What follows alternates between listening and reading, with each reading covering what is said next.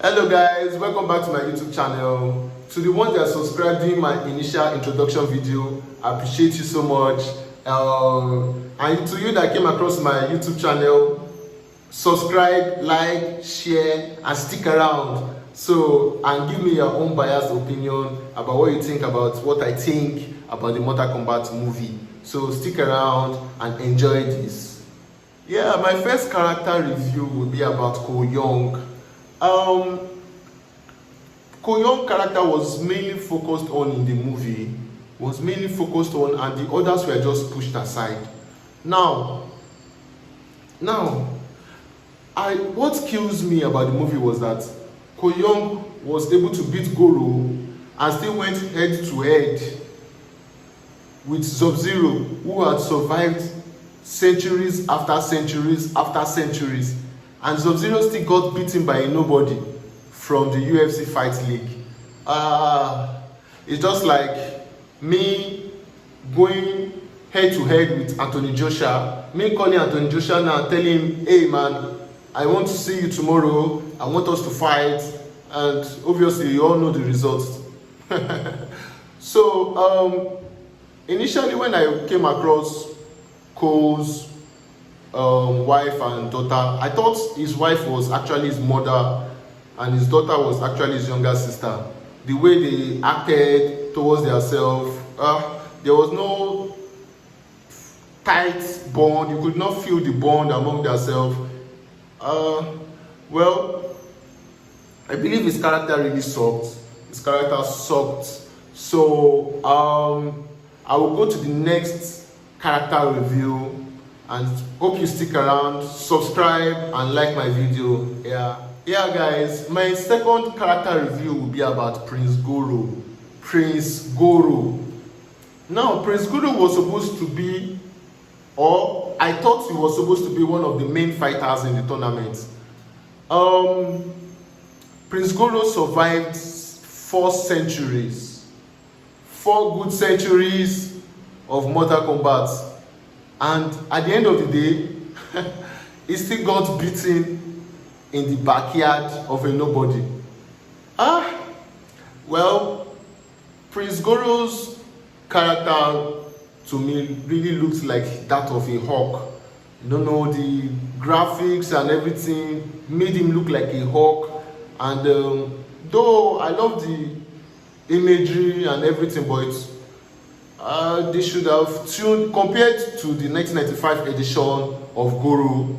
I think the 1995 edition of Goro was more fierce.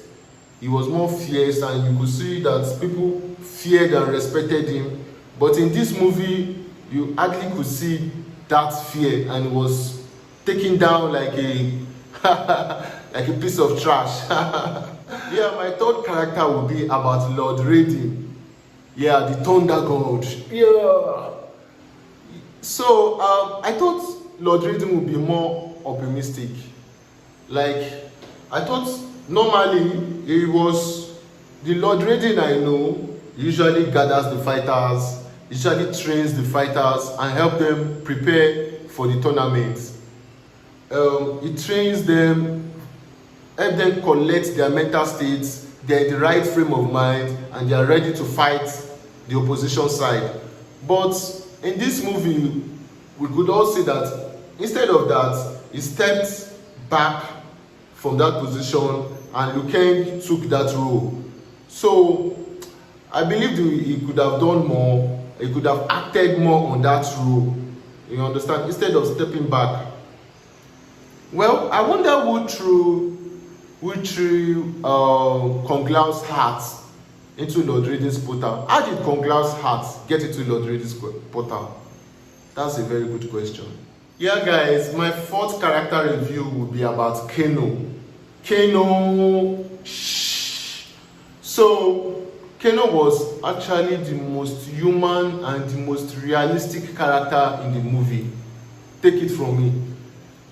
It was the most human and the most realistic character.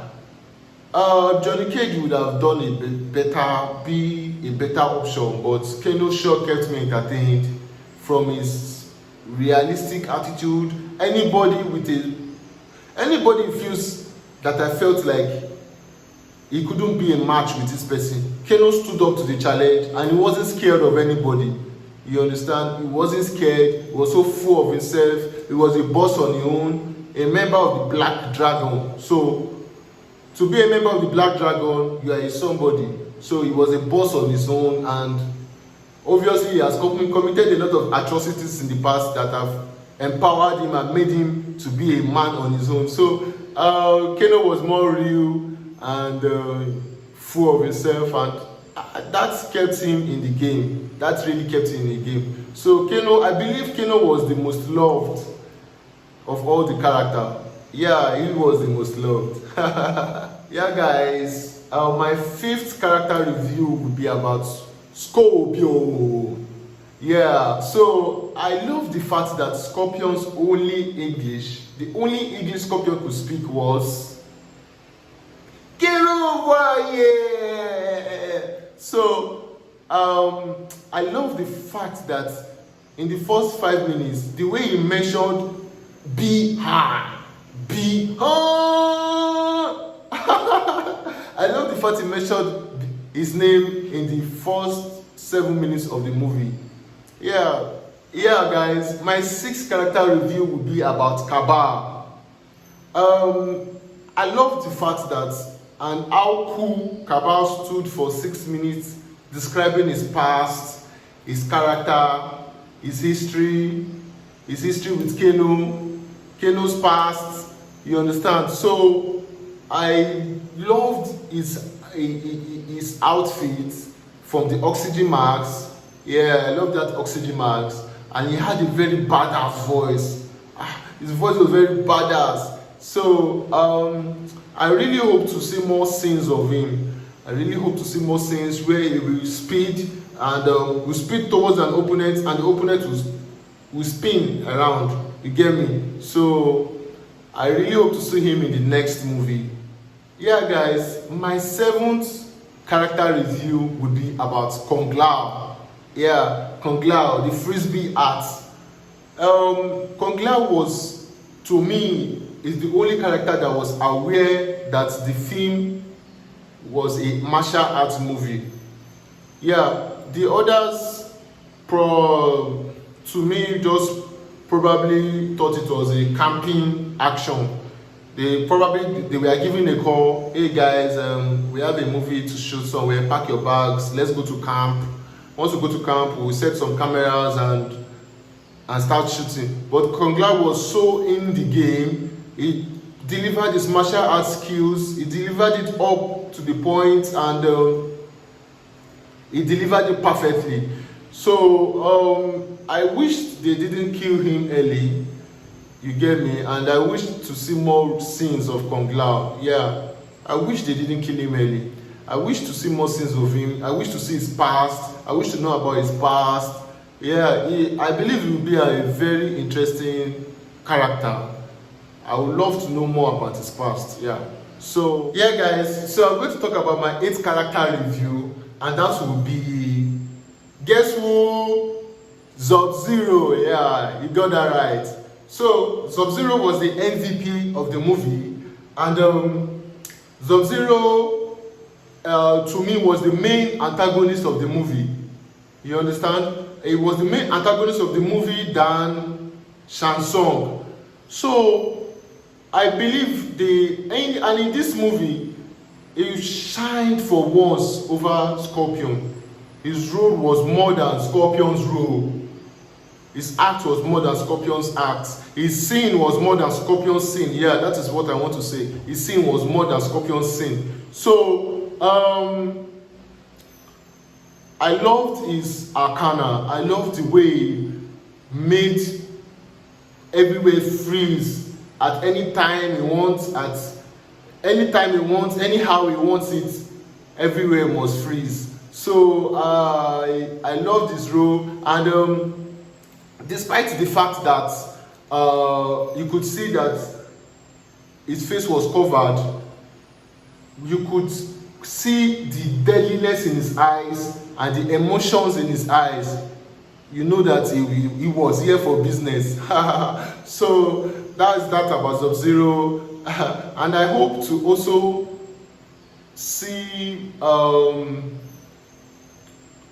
more of his race, more people from his race. I also want to see more people from his race, if he has ever fallen in love, you understand. So I also want to see the reason why he wanted to kill Scorpion, because there was no particular reason. There should be a reason. So I also want to know that. And all in all, they tried on that part of Subzero. The actor in that movie tried in the role of Subzero. Yeah. So I'll give it up for Subzero. Subzero. Yeah, guys. So my ninth character review will be about Reptile. Look at what they did to my boy Reptile. Reptile is always sent on missions. Like in the previous Mortal Kombat movie, you could see that in the 1995 edition, you could see that Reptile is always sent, is always the first line of attack against the human warriors. It's always the first line of attack. And we don't get to see, and anytime it goes on that attack, it's always killed. It doesn't survive it. It's as far as Reptile is going, Reptile doesn't come back again. He's gone.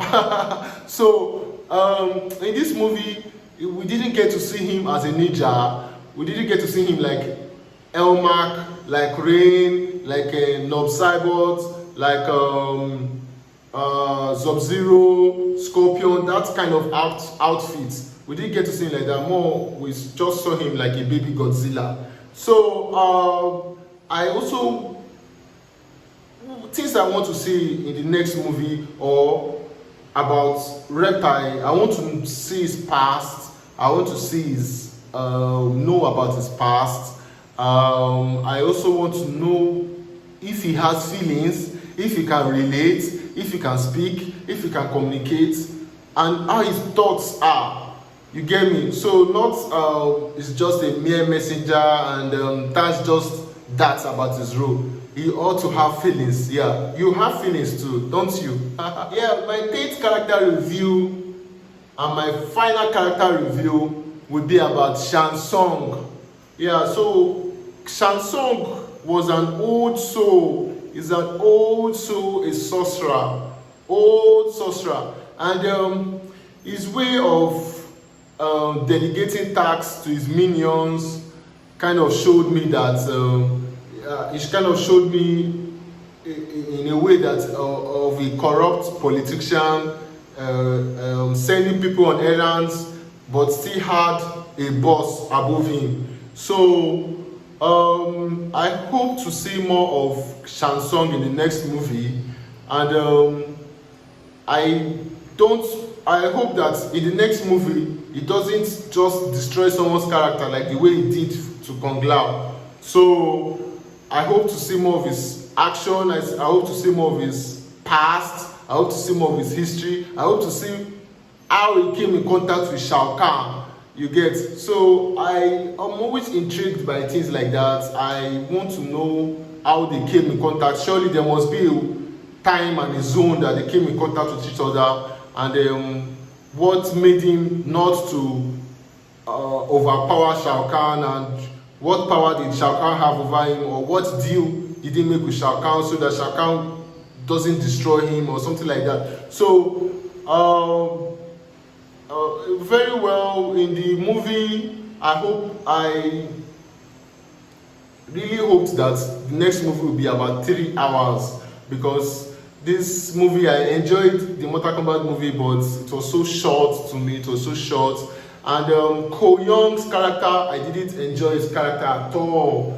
So this is my general review I'm telling you now. Yeah, guys, so that brings us to the end of this review. And I want you all to subscribe to my channel and like my video, and give me your feedback about the Mortal Kombat movie. What do you think about the Mortal Kombat movie? What is your thoughts? So let us share some ideas, and hopefully the next movie will be as badass as Kabal Voice is.